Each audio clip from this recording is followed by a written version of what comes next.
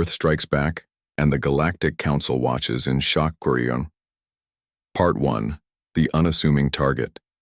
The stars glittered coldly on the viewing screen as Council Representative Lee settled into his seat. Around him, the other members of the Galactic Council were engaged in quiet conversation, paying little attention to the upcoming agenda item. Lee sighed and took a sip from his cup, trying to hide his boredom. Another routine colonization approval, another unremarkable planet. We now turn to Petition 7829B, announced Head Counselor June, her voice echoing through the Grand Chamber. The Dravax Empire requests authorization to colonize Solar System 3291, known locally as Sol, with specific interest in the third planet Earth. The chamber's massive display shifted to show a blue-green world spinning slowly. Close-up images flashed by, sprawling cities, vast oceans, dense forests, and humans going about their daily lives. The dominant species calls themselves humans, continued June, scrolling through her notes. They've been classified as Category C for the past 3 centuries. Technological development is fragmented and primitive, with limited space travel capabilities confined to their own moon and nearby planets. Political structure consists of approximately 200 separate nation-states, with no unified global government. Lee leaned forward slightly. He had always found even the simplest life forms somewhat interesting, though he'd never admit it to his colleagues. Any unique qualities worth noting? He asked. Counselor Min, the xenobiologist, yawned before responding. Nothing remarkable. Carbon-based oxygen breathers. They've managed basic digital technology and have recently begun experimenting with quantum computing, though quite clumsily. Their weapons still rely primarily on chemical explosives and primitive projectiles. Standard stuff for their development stage. The Dravax representative, a tall figure named Sung, stood to address the council. We've completed all required observation protocols. Earth contains several rare minerals our empire requires, and the planet's biosphere is compatible with our needs. We request standard colonization rights with the usual resource extraction permissions. Head Counselor June nodded. And the native species? Sung waved a hand dismissively. We'll follow standard protocols. Offer them protected status on designated reservations comprising 5% of habitable landmass. Those who resist will be dealt with according to council guidelines. Lee frowned slightly. He had visited the Dravax reservations once. They were hardly more than labor camps. Still, rules were rules, and Class C species didn't rate much consideration under council law. Very well, said June. The council will now vote on Petition 7829B. The vote was hardly necessary, a formality. In the thousands of years the council had existed, no Class C colonization petition had ever been rejected. The approval was unanimous, with only Lee hesitating briefly before adding his consent. Petition approved, June announced. The Dravax Empire may proceed with colonization according to standard protocols. Admiral Kim will oversee the operation. The massive screens shifted to show a Dravax fleet already assembled at the edge of the Sol system. 50 ships, though only 10 were true warships. The rest were colony vessels and resource extractors. A standard force for subduing a Class C world, efficient but not wasteful. Admiral Kim reports they will reach Earth orbit in 3 local days, said Sung, clearly pleased. We anticipate minimal resistance. Initial projections suggest full pacification within 2 local weeks. On screen, Admiral Kim appeared. A decorated Dravax commander with a reputation for efficiency. We've studied their communication systems and have prepared surrender demands in all major Earth languages, he reported. As always, we'll offer them the chance to accept protected status peacefully before we begin military operations. Lee watched as the Dravax fleet began its final approach to Earth. The humans had no idea what was coming. Their primitive detection systems wouldn't pick up the ships until they entered orbit. By then it would be too late. Will there be anything else, Council? Asked Sung. No, replied June. The Council will maintain standard observation feeds. Please update us when pacification is complete. As the Council members began to disperse, Lee remained seated, watching the blue planet on the screen. Something about these humans nagged at him. He'd reviewed some of their history during the initial petition filing, and they seemed unusually stubborn for a Class C species. More fractious than most, yes, but also remarkably adaptive. Troubled, Representative Lee? Asked Min, pausing. Beside him, Lee shook his head. No, just curious. The humans have an unusual habit of unifying quickly when faced with external threats. Their historical records show it repeatedly. Min laughed. What could they possibly do against Dravak's warships? Throw rocks? Their most advanced weapons can barely leave their atmosphere. You're right, of course, Lee said, rising from his seat. Just an idle thought. As he left the chamber, Lee couldn't shake a strange feeling. The Dravaks were following standard procedures, sending a modest force appropriate for a Class C world. It was by the book, efficient, pragmatic. And yet, as he glanced back at the screen, showing Earth one last time, Lee wondered if perhaps the book had never encountered a species quite like these humans before. Earth Strikes Back, and the Galactic Council watches in shock. Chaos, Part 2. Unexpected Resistance Admiral Kim stood on the bridge of his flagship, arms crossed behind his back as he watched Earth grow larger on the main view screen. The blue planet looked peaceful, unaware of what was about to happen. His fleet had entered the solar system undetected, just as predicted. Begin broadcast, he ordered. His communications officer nodded, transmitting surrender demands on all Earth frequencies. Admiral. The message was simple. Earth was now property of the Dravak's Empire under authority granted by the Galactic Council. Humans could peacefully accept protected status on designated reservations or face military action. They had 24 hours to respond. Kim didn't expect a unified response. The intelligence reports showed humans were divided into hundreds of nation-states that could barely agree on anything. Some would surrender immediately, others would resist foolishly. It would be messy, but quick. Sir, his sensor officer called out. We're detecting unusual activity on the planet's surface. Kim frowned. Explain. Their military vessels are moving. Aircraft are taking off. Submarines are changing position. The officer looked confused. They're coordinating, sir. Impossible, Kim said. Their global communications must be in chaos after our broadcast. Nevertheless, sir, we're seeing synchronized movement across all their military branches, and their civilian communications networks are still functioning. Kim walked to the console. This was unexpected. Class C species typically collapsed into panic and disarray when faced with first contact as an invasion. These humans were reacting differently. Sir, the communications officer interrupted. We're receiving a response. It's coming from a unified Earth command. A what? Kim asked. They don't have a unified command structure. They didn't yesterday, the officer replied. But they do now. The message was brief.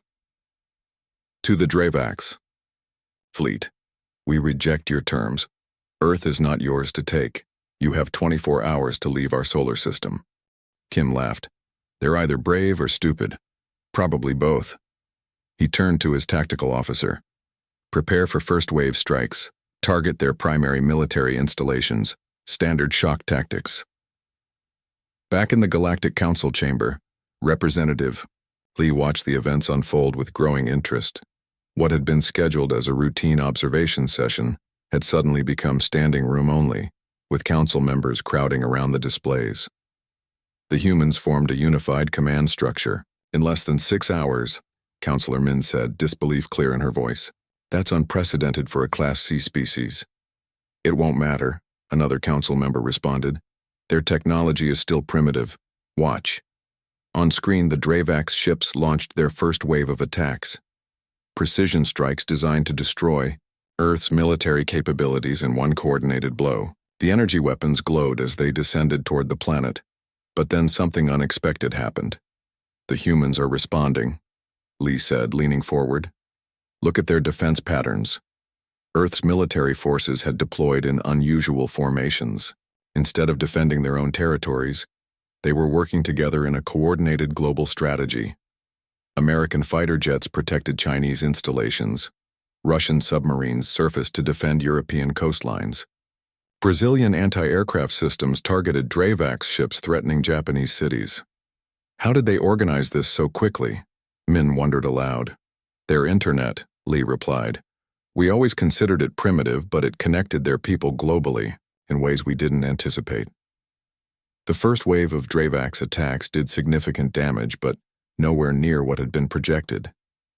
Human casualties were high, but their military capabilities remained largely intact. Admiral Kim frowned at the damage, reports. This isn't right, their resistance should be crumbling. Sir, his science officer interrupted.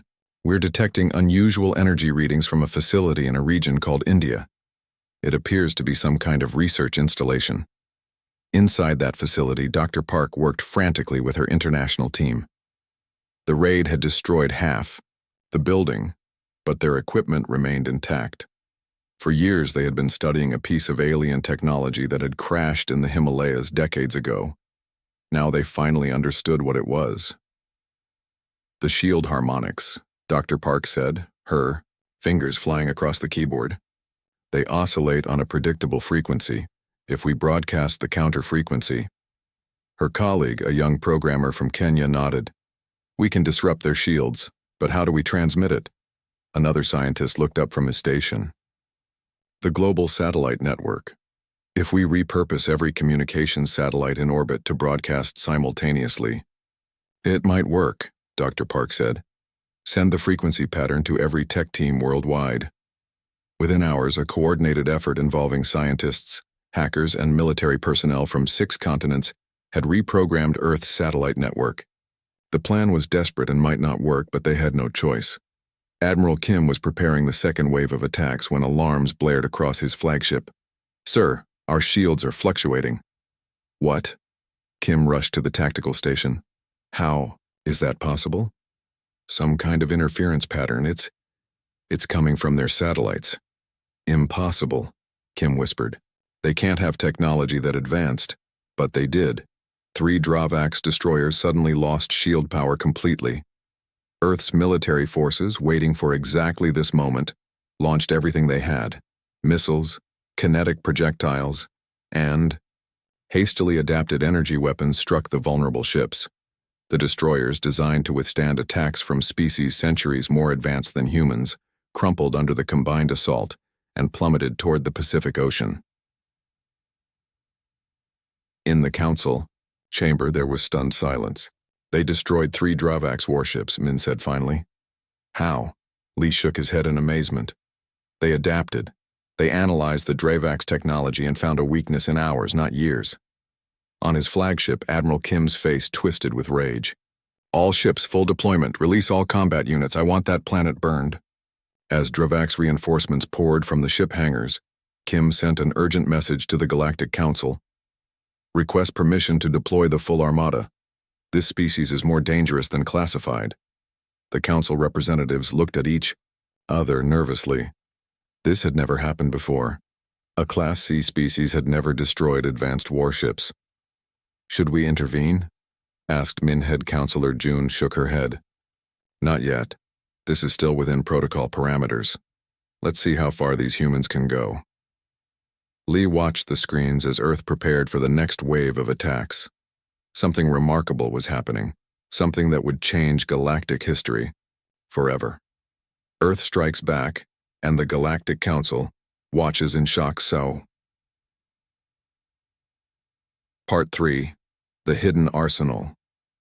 The sky over Beijing burned orange as another Dravax fighter exploded in the atmosphere. Commander Choi watched from the hastily established underground command center, her face illuminated by the glow of tactical displays. 3 days into what should have been humanity's end, and somehow, they were still fighting. Status report, she demanded, voice hoarse from days without proper sleep. The Americans have lost the East Coast defensive line, reported her lieutenant. European air defenses are down to 30% capacity. Our own missiles are nearly depleted. Choi nodded grimly. Despite their initial success, Earth's conventional weapons were running out. The Dravax reinforcements had arrived in overwhelming numbers, and Admiral Kim had abandoned precision strikes in favor of widespread destruction. What about Project Lazarus? She asked. The lieutenant's eyes widened. You're authorized to know about that? As of 1 hour ago, yes. The Global Defense Council has activated all black projects. Everything we've kept hidden. It's time. The lieutenant swallowed hard. I'll make the call. Across the globe, in secure facilities buried deep beneath mountains, hidden in desert complexes, and concealed in Arctic installations, doors that hadn't opened in decades began to unlock. For nearly 70 years, the world's governments had been recovering and studying crashed alien vessels. Officially, they didn't exist. Unofficially, they had transformed human technology in ways kept secret even from most military leaders. In Nevada, hangar doors rumbled open, revealing sleek aircraft unlike anything seen publicly. In Siberia, scientists activated a massive array of dishes pointed skyward. In the Sahara, engineers powered up a weapon that hadn't been fired since its testing phase killed everyone within 3 kilometers of the blast. On the Galactic Council viewing platform, Representative Lee watched with growing concern as unusual energy signatures began appearing across Earth's surface. What are those readings? Asked Counselor Min, leaning forward in his seat. An analyst frowned at his instruments. Unknown technology, Counselor. They appear to be activating energy systems that weren't there before. That's impossible, Min said. Our surveys were thorough. There's no way humans have energy weapons. Lee's expression darkened. Unless they kept them hidden, deliberately masked from our scans. A Class C species couldn't possibly, the analyst interrupted. Counselor, we're detecting shield harmonics similar to Ortelian technology, and weapon signatures that match Kelvari designs. The chamber erupted in chaos. Council members demanded explanations. How could humans have acquired advanced alien technology? Who had violated the non-interference protocols? Head Counselor June called for silence. Begin an immediate investigation. If any council race has been supplying technology to Earth, they will face severe consequences. There's something else, the analyst said. We're detecting a primitive form of faster-than-light communication between Earth facilities. In the skies above Earth, Admiral Kim was preparing for what he expected to be the final assault when his sensors officer shouted in alarm. New contacts, rising from the planet's surface, energy signatures unlike anything we've seen from them before. Kim rushed to the view screen. What he saw chilled him to the core. Rising from hidden bases around the planet were vessels that shouldn't exist. Human-made ships with crude but functional energy shields. Fighters armed with plasma weapons that, while primitive by galactic standards, were centuries beyond what Earth should possess. Impossible, he whispered. In the lead fighter, Colonel Hanna gripped unfamiliar controls, feeling the vibration of technology never meant for human hands. The craft responded sluggishly to her commands, not surprising since it had been reverse-engineered from a crashed scout ship found in Antarctica in 1962. Wolf Squadron. Form up, she ordered through the comm system. Remember your training. These ships aren't perfect, but they're the best chance we've got. 20 similar craft fell into formation behind her, their hulls a patchwork of human and alien technology. They weren't pretty, but they had shields, and they had teeth. Target the Dravac support vessels, Hanna commanded. By now they know we have shields. They'll be expecting us to go after their warships, hit their supply lines instead. The human fighters streaked across the sky, engines flaring with a blue light that shouldn't exist on Earth. Below them, ground installations began firing energy weapons harvested from a dozen different crashed alien vessels over the decades. On the Dravac's flagship, Admiral Kim watched in disbelief as his carefully organized fleet began taking unexpected damage. They can't have this technology, he insisted. It's impossible. His tactical officer looked up, face pale. Sir, they're targeting our support vessels. Somehow they know our fleet logistics. Kim slammed his fist on the console. These humans weren't just fighting back, they were fighting smart. In the council chamber, the investigation results came in. Representative Lee read them with growing amazement. There's been no violation of protocols, he announced. No council race provided technology to Earth. Then how? Min began. Crash recovery, Lee said. Over the past century, scout ships from at least 7 different civilizations crashed on Earth. Instead of reporting the incidents and requesting cleanup, the various species kept them quiet to avoid diplomatic complications. And the humans salvaged the technology, June finished, learned from it, adapted it. Not just adapted, Lee said, looking at the latest battle reports. They've combined technologies that were never meant to work together, created hybrid systems that shouldn't function but somehow do. On the main screen, they watched as Russian nuclear submarines surfaced in the Atlantic. But instead of conventional missiles, they launched projectiles surrounded by a familiar blue glow. They've mounted Kelvari plasma warheads on primitive rockets, an analyst noted with disbelief. The hybrid weapons streaked toward the Dravax fleet. Their targeting systems, a blend of human programming and recovered alien tech, locked onto 5 capital ships. The Dravax countermeasures, designed to stop either conventional missiles or pure energy weapons, failed against these unusual hybrids. 5 massive explosions lit up Earth's orbit. Casualties? Admiral Kim demanded, picking himself up from the floor of his shaken flagship. 5 capital ships lost, sir, his officer reported. 2 more heavily damaged. How? Kim whispered. How are they doing this? In Australia's outback, Professor Song activated the massive array that her team had been preparing for decades. Originally discovered in a crashed Zivlok survey ship, the atmospheric scrambler had been expanded and modified far beyond its original design. Activation in 3, 2, 1. The sky above Australia rippled as if suddenly liquid. The effect spread outward, a wave of distortion that raced across the globe. Every Dravax landing craft caught in the effect suddenly lost power, their anti-gravity systems failing simultaneously. Hundreds of troop carriers plummeted from the sky, crashing into oceans and unpopulated areas. The human operators had carefully calculated where the ships would fall. In the council chamber, stunned, silence gave way to urgent discussion. We need to intervene, Min insisted. This is unprecedented. A Class C species with hybrid technology destroying a council-authorized fleet? The political implications are enormous. Lee shook his head in wonder. Don't you see what's happening? We've been wrong about them from the beginning. These humans, they're not just fighting back.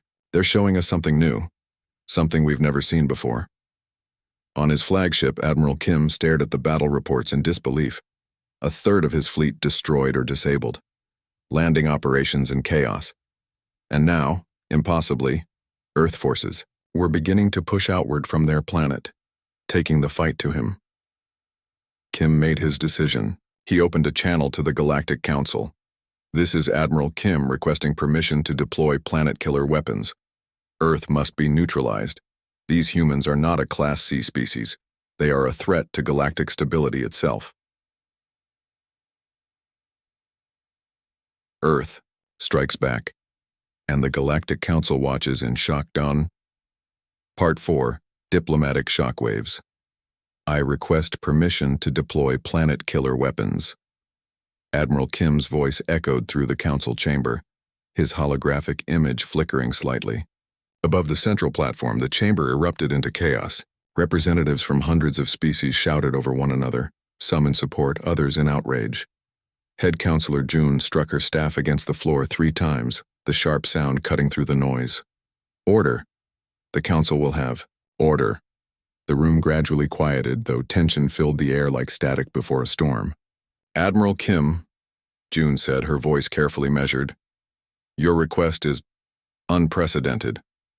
No Class C planet has ever warranted such measures. Kim's hologram scowled. This is no longer a Class C situation. These humans have destroyed over 30% of my fleet with technology they shouldn't possess.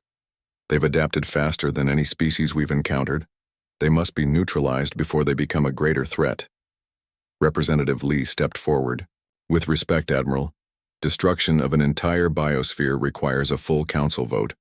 We must debate this properly. There's nothing to debate, Kim snapped. Every moment we delay, these humans grow more dangerous. They're learning our tactics, adapting to our weapons. Counselor Min rose from his seat, surprising many. He had rarely spoken against military action before. "I must point out," Min said carefully, "that the initial assessment may have been flawed. These humans have demonstrated remarkable qualities. Their ability to unify despite their differences, their technological adaptability. These are rare traits." "Rare and dangerous," countered another council member. "If they can do this to a Dravax fleet, what might they do once they develop true interstellar capabilities?" The debate raged across the chamber. Some species saw humanity as a fascinating evolutionary anomaly worth preserving.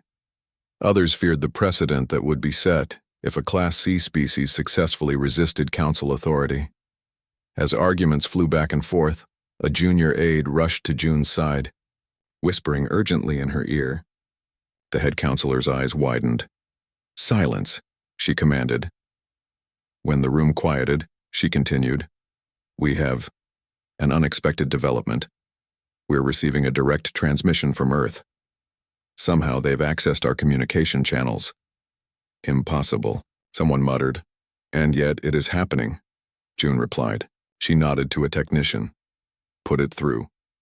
The central hologram shifted. Admiral Kim's image vanished, replaced by the figure of a human woman. She wore a simple blue uniform with no insignia, her dark hair pulled back from her face. She stood, straight, showing no fear despite addressing the most powerful governing body in the galaxy. "I am Diplomat Du, representing the newly formed United Earth Government," she said, her voice clear and unwavering. "We wish to address the Council directly regarding the unprovoked attack on our planet." Murmurs swept through the chamber. AICA, Class C species had never directly addressed the Council before. Most weren't even aware the Council existed until after colonization. "This is outrageous," Kim's voice came through, though his image was gone. "Cut this transmission immediately." "The Council will hear the human representative," June decided, silencing Kim with a gesture. "Continue, Diplomat Do." "Thank you." Du nodded respectfully. "First, we are transmitting comprehensive data regarding the Dravax invasion. This includes evidence of violations of your own protocols regarding civilian targets and prohibited weapons use." Screens around the chamber lit up with footage from Earth. Dravax forces firing on hospitals, deploying chemical agents in population centers, targeting cultural sites with no military value. Additionally, Du continued, "We formally petition for Earth's recognition as a sovereign power with protected status under Council law. We do not seek war with the Galactic Council. We seek only to defend our home." Admiral Kim's voice cut in again, furious now. "This is absurd. They hacked our communications. They've stolen technology. We have stolen nothing," Du interrupted, calmly.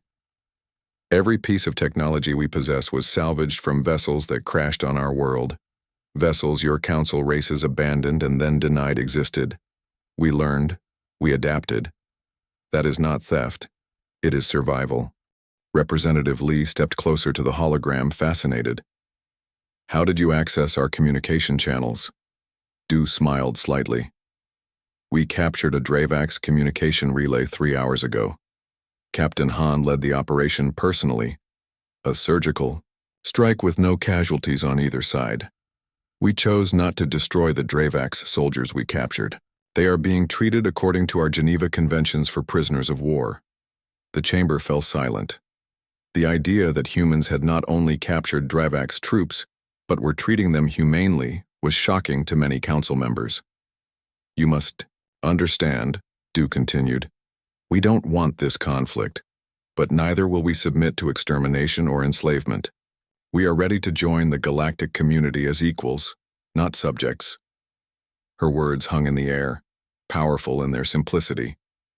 Around the chamber, council representatives looked at each other, seeing the impact of her statement. Min stood again. "I propose we reconsider the classification of humanity. Their achievements under pressure suggest they are far beyond Class C development." "Agreed," said another representative, a member of the ancient Talari species. "Their ethical framework is particularly noteworthy. Most species in their position would have executed prisoners immediately." As support began to build, the hologram suddenly flickered. We're losing the connection, Du said urgently. The Dravax are jamming our signal. Before we're cut off, know that Earth stands ready for peace, but we will fight to our last breath, if necessary. We ask only for the right to exist freely. The hologram vanished. In its place appeared a tactical display showing the Dravax fleet regrouping for a massive assault on Earth. Admiral Kim is proceeding with his attack without authorization, June said, her voice tight with anger. We must intervene, Lee urged. This has gone far beyond a standard colonization action. The chamber doors burst open. A representative from the Aslani Federation, a powerful but typically neutral group, strode in with purpose. The Aslani offer Earth military support, he announced. We've dispatched a defense fleet already. This announcement sent shockwaves through the chamber. The Aslani never involved themselves in council disputes. On what grounds? Demanded a Dravax counselor. The humans sent us their complete genetic and cultural archives during the first day of the invasion, the Aslani replied. They feared extinction and wished some record of their species to survive. When we analyzed their data, we discovered something remarkable. Their neural structure contains patterns we've seen in only one other species, our ancient ancestors.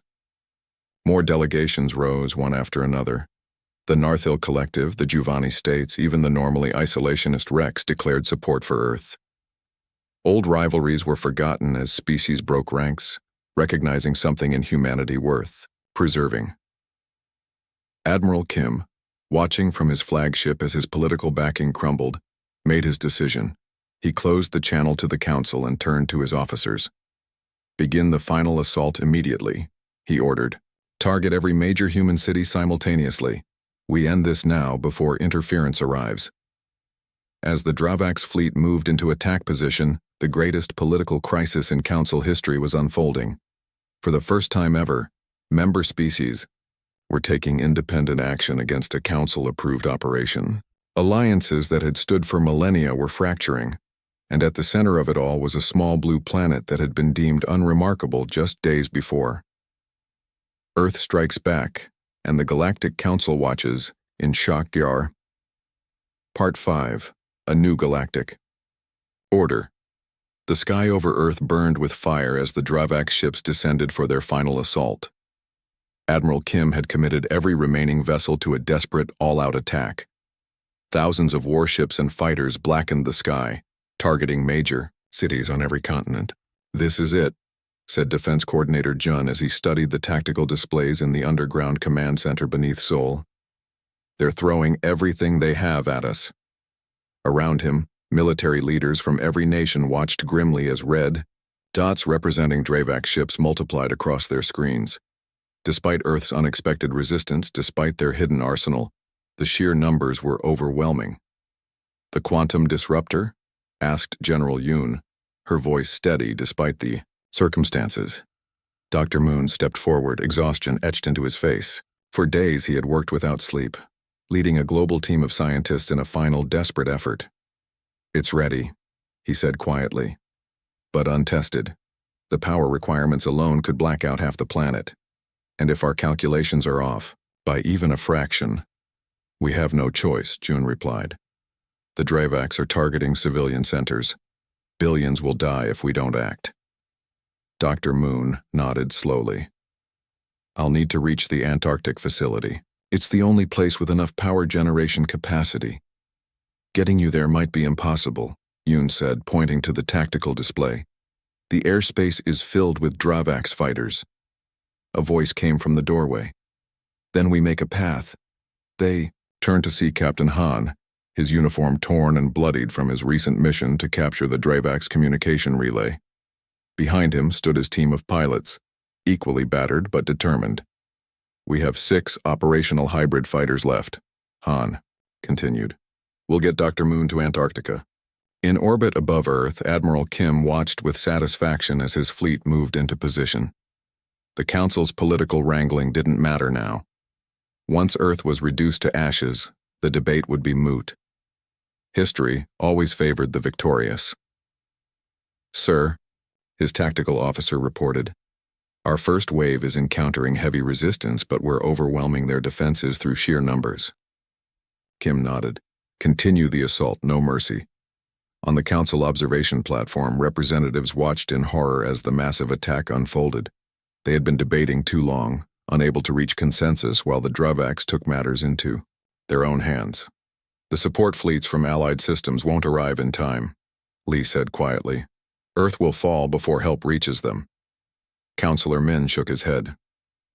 After everything they've shown us, their ingenuity, their unity in crisis, their ethical treatment of prisoners, to lose them now seems wrong. It's more than wrong, said June, her voice uncommonly emotional. It's a tragedy. The galaxy will be poorer without them. Captain Han's small squadron of fighters cut through the atmosphere, taking heavy fire from all sides. 2 were lost immediately, but the remaining 4 formed a protective diamond around the transport carrying Dr. Moon. Stay tight, Han ordered as they dove through clouds thick with smoke from burning cities below. We just need to get him to the facility. Inside the transport, Dr. Moon clutched his data pad, reviewing calculations one final time.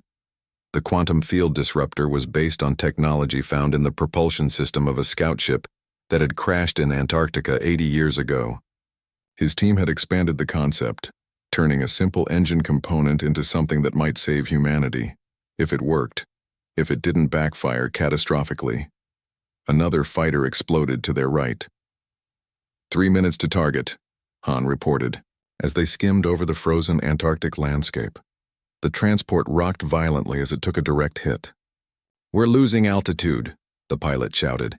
Everyone brace for impact. The crash landing skidded across ice for nearly a kilometer before coming to a stop. Remarkably, everyone survived, though several were injured.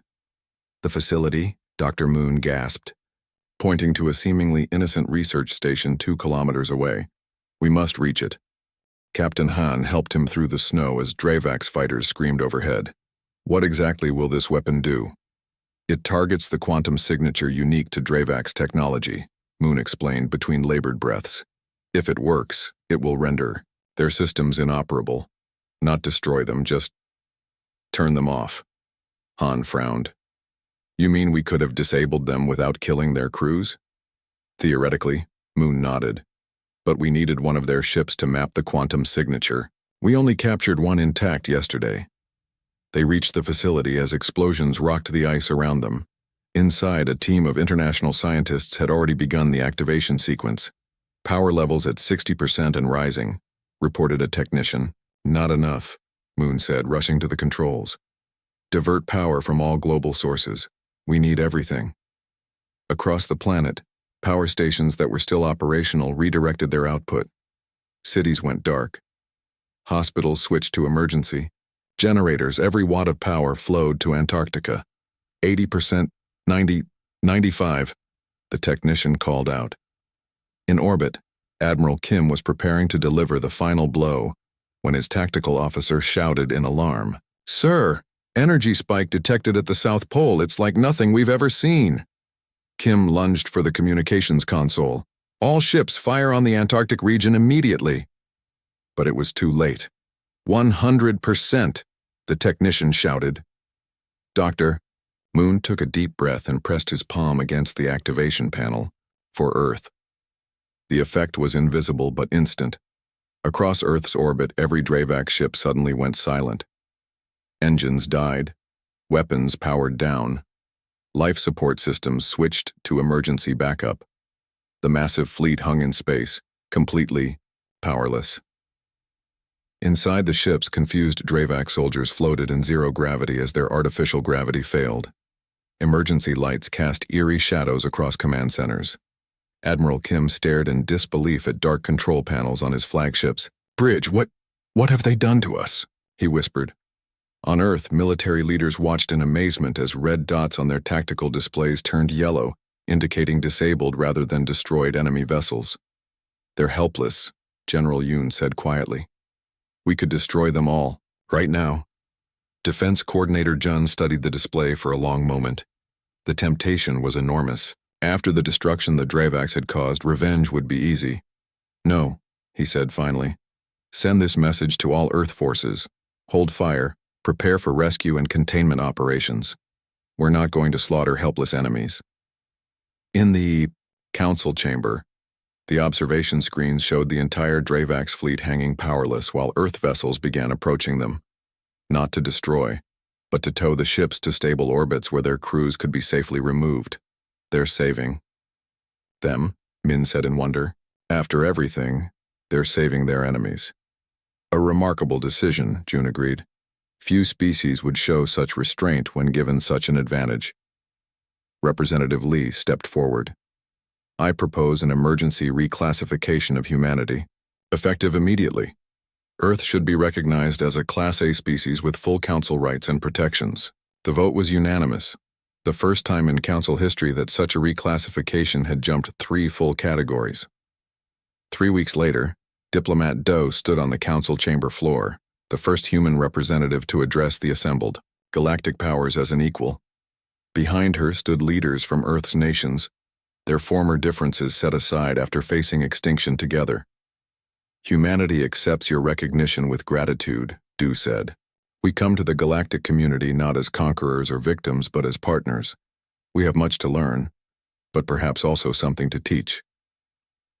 Around the chamber, dozens of previously subjugated species watched with new hope. If humans could rise so quickly, could challenge the established order so effectively, perhaps their own situations could change as well.